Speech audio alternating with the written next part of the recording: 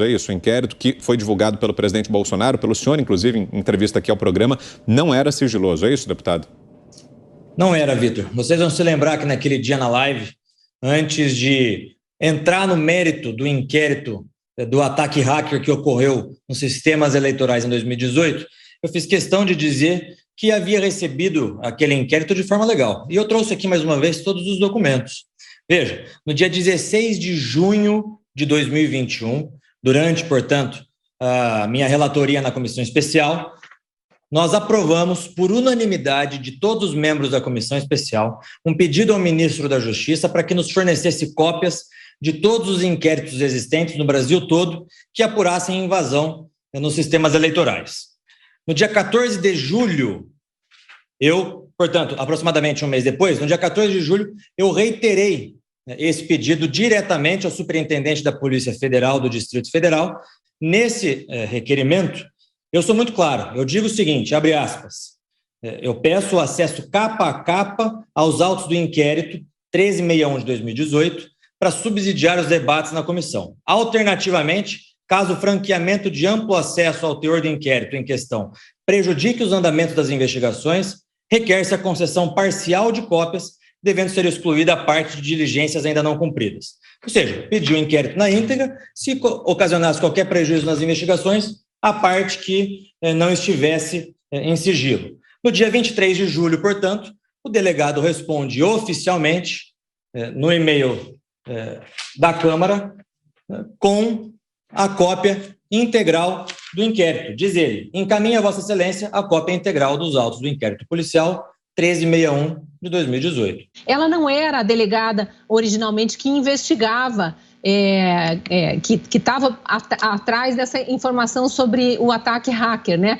Na verdade, um outro delegado estava, que foi afastado. Explica para a gente essa história. Essa delegada, a doutora Denise, ela foi escolhida a dedo, né, pelo ministro Alexandre de Moraes desde a instauração do inquérito das fake news. Todos esses inquéritos que nós vemos que ocorrem no Supremo Tribunal Federal e no próprio Tribunal Superior Eleitoral, esses inquéritos que nós temos comentado, o quão absurdo que são, todos eles têm algo em comum. A delegada é sempre a doutora Denise. E, para isso, não foi feito nenhum teste seletivo dentro da Polícia Federal, não se respeitou o critério de distribuição natural dos inquéritos dentro da organização da própria Polícia Federal. Pelo contrário, o ministro Alexandre de Moraes selecionou a dedo uma delegada cuja responsabilidade é investigar crimes ambientais e de patrimônio histórico. Essa é a pasta que é de competência da doutora Denise. Resgatou ela dentro da Delegacia de Crimes Ambientais e a trouxe para dentro do Supremo Tribunal Federal para ser uma advogada própria do ministro Alexandre do Supremo Tribunal Federal, o que já é uma ilegalidade por si só. O ministro Alexandre de Moraes primeiro impediu que o presidente da República, usando de suas atribuições, nomeasse o chefe da Polícia Federal. Agora ele escolhe uma delegada, a dedo, como o senhor frisou, escolhe uma delegada que vai cuidar de um caso que o interessa diretamente. O que é que pode ser feito para impedir que essa ilegalidade seja mantida? Veja, nós estamos estudando, Augusto, as medidas jurídicas cabíveis para evitar que essa arbitrariedade continue acontecendo. Não se pode, em nenhuma democracia, em nenhuma república, selecionar a dedo as delegadas ou os delegados que você quer que investigue um caso. Então, nós estamos analisando e dentre as possibilidades estão denúncia na Corregedoria da Polícia Federal, o próprio Ministério Público Federal tem que ser acionado, porque quem faz o controle externo da atividade policial é o Ministério Público, no caso dela, por ser delegada federal, o Ministério Público Federal. Nós estamos estudando a possibilidade de ingressar com representação contra a delegada por abuso de autoridade, porque nesse inquérito específico fica muito claro o abuso que ela comete. O delegado que era responsável pelo inquérito das invasões de 2018, ele no seu próprio depoimento afirma que não havia qualquer sigilo nesse inquérito. Mesmo assim, a delegada diz que há provas de crime cometidos por mim e pelo presidente Bolsonaro, não nos indicia por conta do foro privilegiado, indicia o coronel Cid, ajudante de ordens do presidente Bolsonaro, o que é um absurdo sem tamanho, ela indiciar o ajudante de ordens do presidente, e, portanto, nós vamos tomar as medidas jurídicas cabíveis para que ela seja responsabilizada pelos atos que ela própria tem tomado desde o inquérito das fake news. Guilherme Fiuza. Boa noite, deputado. Em que argumentos a delegada se baseia para afirmar que o senhor não poderia ter divulgado ao público o teor desse inquérito? Fiuza, a delegada afirma que, no ofício em que eu solicitei o inquérito ao delegado, eu disse que era para subsidiar os debates da comissão especial. E ela afirma que, ao fazer a live com o presidente Bolsonaro, eu estaria desviando do objetivo que eu havia mencionado no ofício. Ela simplesmente ignora, propositalmente, que o debate da comissão especial é público. Nós discutimos publicamente, transmitido por vídeo, ao vivo, para todo o Brasil, na comissão especial do voto impresso, o teor do inquérito. Nós debatemos dentro da comissão especial, para todo o Brasil, tópico por tópico, item por item, e a extensão de todo esse inquérito que, repito, me foi fornecido legalmente, oficialmente, pelo delegado responsável pelo caso. Então, ela ignora propositalmente esse fato para tentar incriminar a mim e ao presidente Jair Bolsonaro. José Maria Trindade. Pois é, deputado, eu acompanhei todo esse processo e achei muito estranha essa história da delegada mandar um processo sigiloso para a Câmara.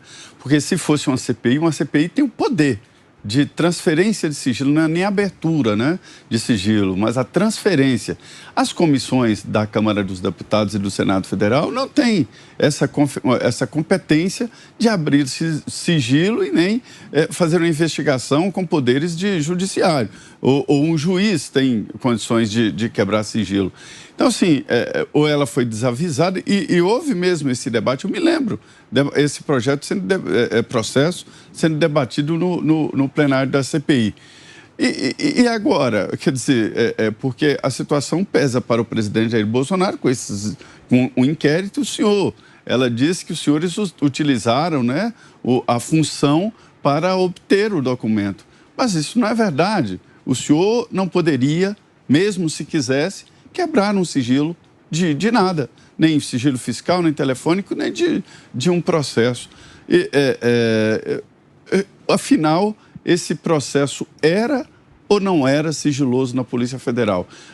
Estou aí levantando a possibilidade de que, por engano, a delegada tenha enviado ao senhor o processo sigiloso, que não poderia fazê-lo. José, o inquérito não era sigiloso, tanto é que após nós fazermos a live, eu e o presidente Bolsonaro, aí sim, depois da live, foi colocado sigilo dentro do inquérito. Ou seja, se ele era sigiloso antes, como que ele foi colocado sigilo depois de nós fazermos a live? Isso está tudo registrado. Depois da live, declararam o sigilo do procedimento investigatório, do inquérito.